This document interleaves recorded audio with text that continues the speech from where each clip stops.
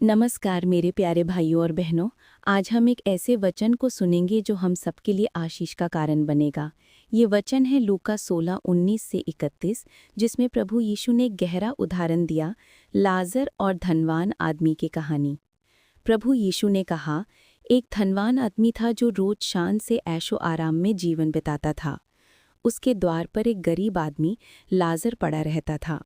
उसका शरीर घावों से भरा हुआ था और वो धनवान की मेज से गिरने वाले टुकड़ों का इंतजार करता था, परंतु उसकी कोई मदद नहीं होती थी।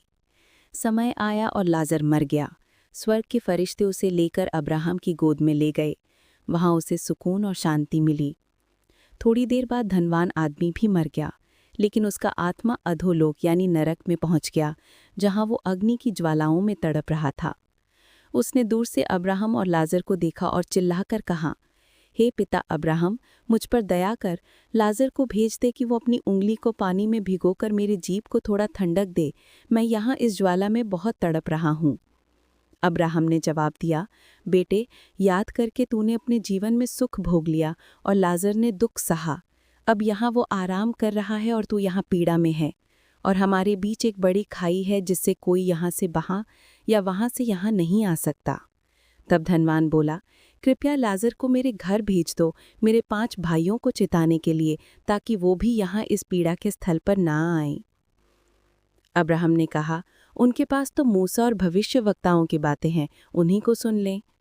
धनवान बोला, नहीं पिता अब्राहम, अगर कोई मरे हुए में से उनके पास जाए तो वे मन फिराएंगे। तब अब्राहम ने कहा, जो मूसा और भविष्यवक्ताओं की बात नहीं सुनते वे तो उस वक्त भी नहीं मानेंगे जब कोई मरे हुए में से जी उठे। इस कहानी से हमें संदेश मिलता है, यानी कि हम जीवन का चुनाव अनंत जीवन तय करता है। धरती पर हम कैसे जीते हैं वही तय करेगा कि हम मरने के बाद सुख पाएंगे या पीड़ा। दूसरा, दूसरों के दुख को नज़रअंदाज ना करे। धनवान ने अपने द्वार पर पड़े लाजर को अनजाना किया। आज भी हमारे आसपास गरीब, कमज़ोर और ज़रूरतमंद लोग हैं। प्रभु चाहता है हम उनकी मदद करें। तीसरा, परमेश्वर का वचन ही सत्य मार्ग है। धनवान चमत्कार चाहता था, पर उससे कहा गया, तुम्हारे पास पहले ही वचन है। आज हमें बाइबल का वचन ही चलाने और बदलने वाला है। चौथा, समय रहते मन फिराना ज़रूरी है। मौत के बाद कोई मौका नहीं मिलता।